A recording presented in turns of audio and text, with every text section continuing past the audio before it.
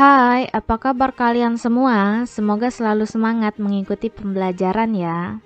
Hari ini kita akan belajar tentang kesebangunan bangun datar. Apa sih kesebangunan itu?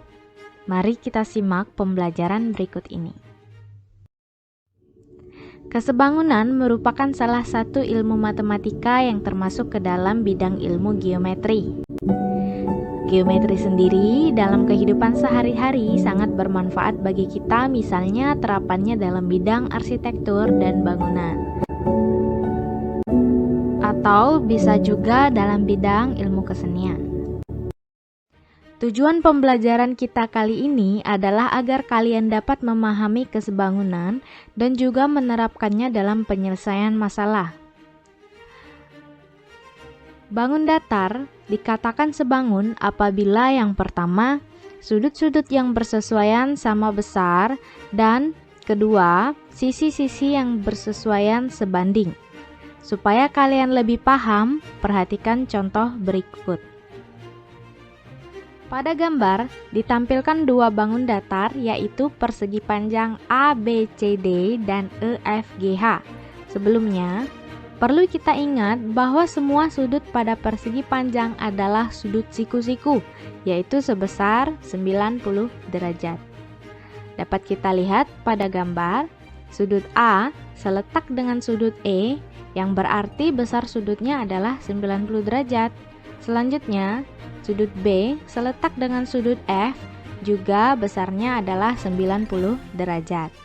Sudut C seletak dengan sudut G, juga besarnya adalah 90 derajat. Dan yang terakhir, sudut D seletak dengan sudut H, juga sebesar 90 derajat. Dari sini, bisa kita simpulkan bahwa sudut-sudut yang bersesuaian pada persegi panjang ABCD dan EFGH itu dia sama besar. Selanjutnya, kita periksa syarat kedua, yaitu perbandingan sisi-sisi yang bersesuaian sebanding. Perhatikan pada gambar. Sisi AB sebesar 4 satuan seletak dengan sisi EF sebesar 8 satuan. Maka AB berbanding EF itu sama dengan 4 satuan berbanding dengan 8 satuan, atau jika kita sederhanakan diperoleh nilai 1 berbanding 2. Sisi BC sebesar 2 satuan seletak dengan FG sebesar 4 satuan, atau sama saja dengan 2 satuan berbanding 4 satuan. Jika kita sederhanakan, yaitu besarnya adalah 1 berbanding 2. Sisi CD sebesar 4 satuan seletak dengan sisi GH sebesar 8 satuan. Maka CD berbanding GH sama dengan 4 satuan berbanding 8 satuan, sama dengan 1 berbanding 2. Dan yang terakhir, sisi AD sebesar 2 satuan seletak dengan sisi EH sebesar 4 satuan, maka AD berbanding EH sama dengan 2 satuan berbanding 4 satuan, sama dengan 1 berbanding 2. Di sini bisa kita simpulkan bahwa sisi-sisi yang bersesuaian pada persegi panjang ABCD dan EFGH memiliki perbandingan yang sama atau sebanding dengan nilai perbandingan, yaitu 1 berbanding 2. Dari apa yang telah kita selidiki, persegi panjang ABCD dan EFGH memenuhi syarat kesebangunan, yaitu sudut-sudut yang bersesuaian sama besar, dan yang kedua, sisi-sisi yang bersesuaian sebanding. Maka kedua persegi panjang tersebut adalah sebangun.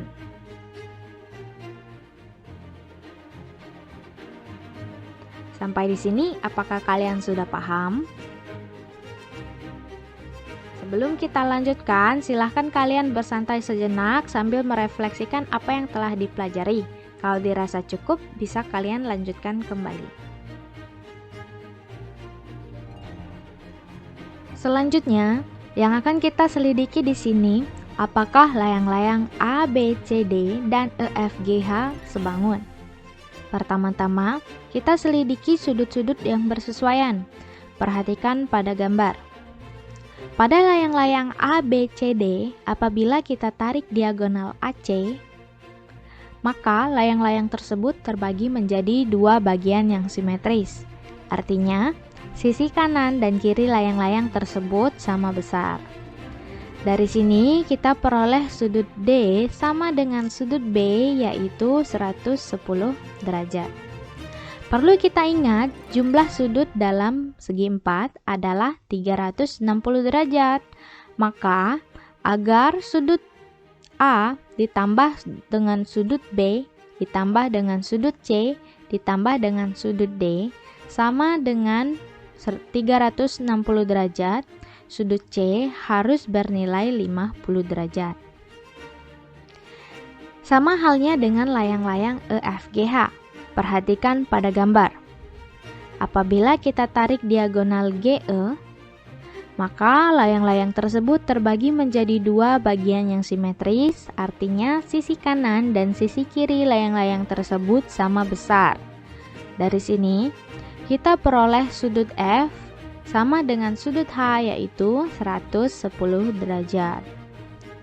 Karena jumlah sudut dalam segi 4 adalah 360 derajat, maka agar jumlah sudut E, F, G, H kita tambahkan menjadi 360 derajat, sudut K harus bernilai 90 derajat.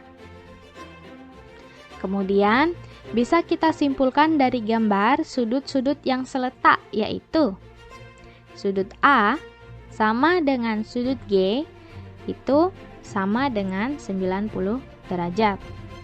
Sudut B sama dengan sudut H sama dengan 110 derajat. Sudut C sama dengan sudut E sama dengan 50 derajat, dan yang terakhir sudut D sama dengan sudut F sama dengan 110 derajat. Dengan demikian, sudut-sudut yang bersesuaian pada layang-layang A, B, C, D, dan E, F, G, H sama besar. Kedua, kita selidiki perbandingan sisi-sisi yang bersesuaian. Perhatikan pada gambar. Sama seperti sebelumnya, kita tarik diagonal AC pada layang-layang A, B, C, D. Maka, sisi kanan dan kiri layang-layang tersebut simetris. Sehingga, kita peroleh panjang sisi BC dan AB masing-masing adalah 5 cm dan 3 cm. Begitu pula dengan layang-layang EFGH. Apabila kita tarik diagonal GE, maka kita peroleh panjang sisi GH sama dengan GF, yaitu 6 cm, dan sisi HE sama dengan sisi EF, yaitu 10 cm. Maka perbandingan sisi-sisi kedua layang-layang tersebut adalah AB sebanding dengan GH sama dengan 3 cm berbanding 6 cm. Jika kita sederhanakan, yaitu 1 berbanding 2. BC berbanding dengan HE sebesar 5 cm berbanding 10 cm, jika disederhanakan adalah 1 berbanding 2. DC berbanding dengan EF, yaitu sebesar 3 cm berbanding 6 cm, atau disederhanakan adalah 1 berbanding 2. Kemudian yang terakhir, DA sebanding dengan GF, yaitu 5 cm berbanding 10 cm, atau sama dengan 1 berbanding 2. Dari sini, kita ketahui perbandingan sisi-sisi layang-layang A, B, C, D, dan E, F, G, H yang bersesuaian adalah sebanding atau sama besar, yaitu nilainya adalah 1:2.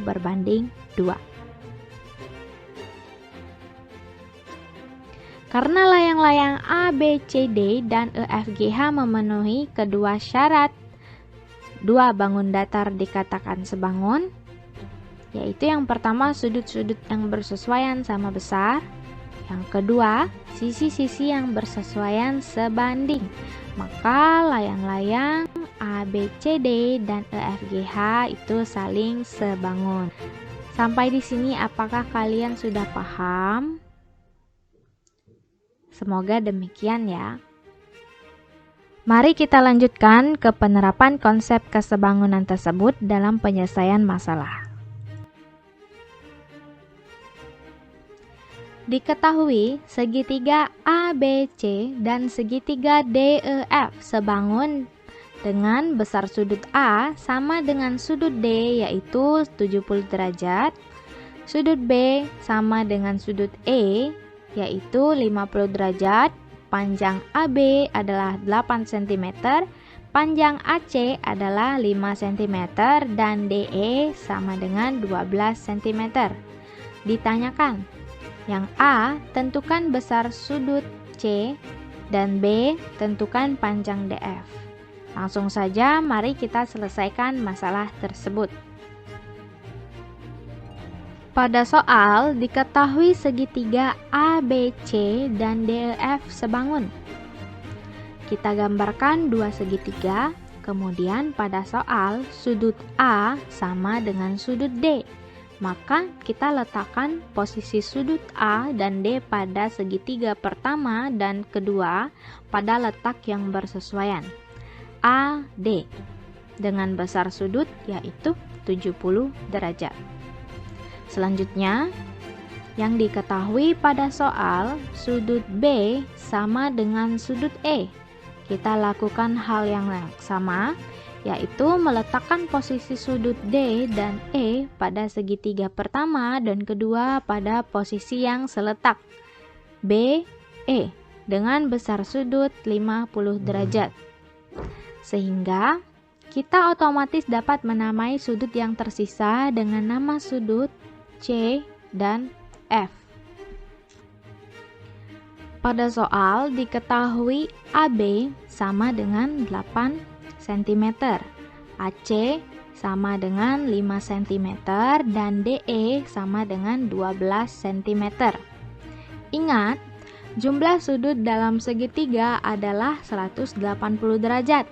Maka, sudut A ditambah dengan sudut B ditambah dengan sudut C sama dengan 180 derajat, sehingga akan kita peroleh 70 derajat ditambah 50 derajat ditambah sudut C sama dengan 180 derajat. Artinya 120 derajat ditambah sudut C sama dengan 180 derajat. Maka sudut C itu sama dengan 180 derajat dikurangkan dengan 120 derajat itu adalah sebesar 60 derajat. Karena sudut C dan F seletak, maka sudut F juga sama dengan 60 derajat.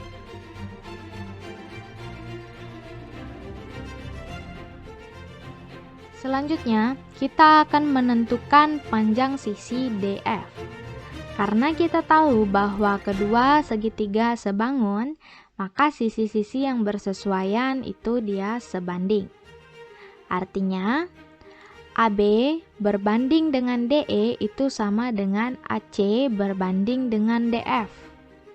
Dengan nilai 8 cm berbanding 12 cm sama dengan 5 cm berbanding dengan panjang DF yang akan kita cari.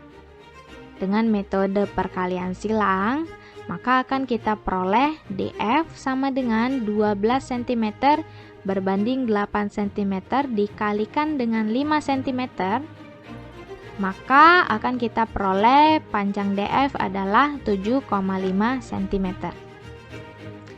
Wah, lumayan banyak materi yang kita bahas kali ini ya. Semoga kalian bisa tetap fokus. Silahkan kalian pahami dengan baik apabila masih ada yang membuat kalian bingung. Kalian bisa putar kembali video ini.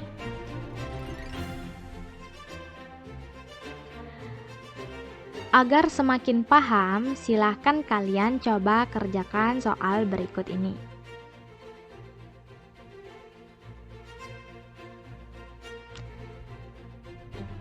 Seperti biasa, tulis jawaban kalian pada kolom komentar ya.